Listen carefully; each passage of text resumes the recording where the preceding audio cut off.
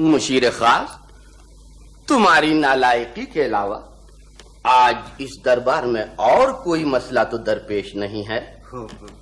میں کیا عرض کر سکتا ہوں عالیجہ، یہ وزیر منتظمی عرض کریں گے۔ مقدموں کا وقت ہو گیا حضور والا، کیا آپ انصاف پر توجہ فرمائیں گے؟ کیوں نہیں؟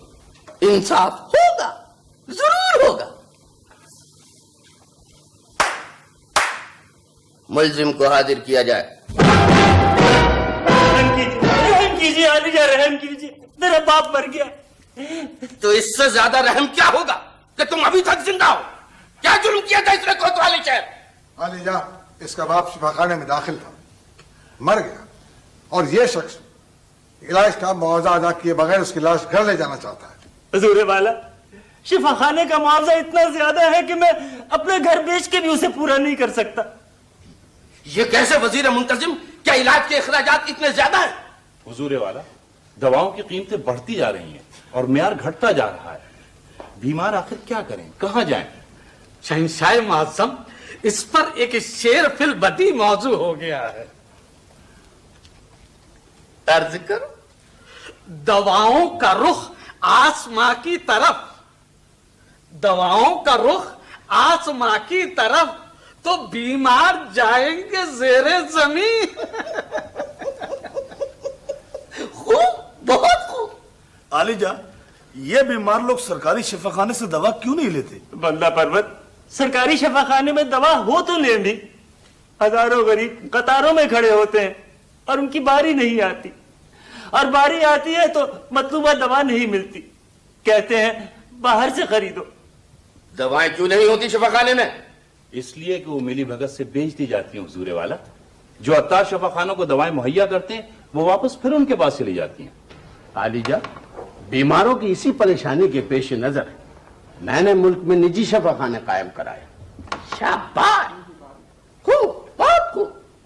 اب اسی شہر میں دیکھ لیجئے، 4 نجی شفا خانے میرے چچا کے اور 3 میرے پھوپا کے۔ اس شخص کا باپ میرے پھوپا کے شفا خانے میں تھا۔ مجھے عرض کرنے دیا جائے عالیجہ کہ بیشتر نجی شفا خانوں میں علاج کا معیار یکساں نہیں ہے۔ یقیناً کچھ طبیب اور جگہ خدا ترس بھی ہیں، لیکن اکثر طبیب نبض دیکھنے کے اتنے پیسے لیتے ہیں کہ مریض کی نبض ٹوٹ جاتی ہے۔ تو غریب رعایا سے کہا کس نے ہے کہ نجی شفا خانوں میں علاج کرائیں؟ تو شاندار کمرے، قابل معالج اور اعلیٰ دوائیں صرف عمائدین سلطنت کے لیے ہیں۔ وزیر منتظم، ہمیں بے حد افسوس ہے کہ تم عمائدین سلطنت اور عام رعایا کا فرق ابھی تک نہیں سمجھ سکے۔ مگر صحت کو صنعت کا درجہ نہیں دینا چاہیے عالیجہ۔ ہمارے دین سلطنت اور سرکاری اہلکاروں کو اگر آرام بھی کرنا ہو تو وہ سرکاری خرچ پر ان اعلیٰ درجے کے نجی شفاخانوں میں داخل ہو جاتے ہیں۔ اور غریب آدمی کو تپے دق ہو یا سختان، وہ بارآمدوں میں زمین پر سے سکتا ہے، اسے بستر بھی نہیں ملتا۔ کیا چاہتے ہو تم؟ سارا خزانہ ہم رعایا کی صحت پر خرچ کر دیں؟ عالیجہ، رعایا کی صحت کے لیے سالانہ رقم بہت کم ہے، اس سے زیادہ خرچ تو محل کی قندیلیں جلانے پہ ہوتا ہے اور غریبوں کی زندگیوں کے چراغ بجھ جاتے ہیں۔ آواز! حد ادب! ہمارے سامنے لب کشائی کی جرت کی ہے تم نے؟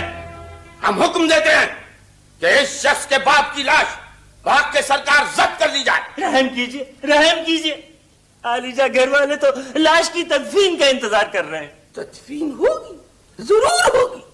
دفن کرنے کے لیے تمہارے گھر والوں کو تمہاری لاش مہیا کی جائے گی۔ نہیں، یہ ظلم ہے عالیجہ، یہ ظلم ہے، یہ ظلم ہے۔ لے جاؤ اسے۔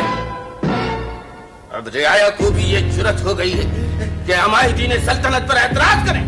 رحم کیجیے عالیجہ، رحم۔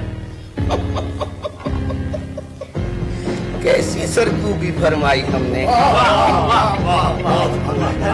سرکشوں کے ساتھ ایسا ہی انصاف ہونا چاہیے۔ کیا انصاف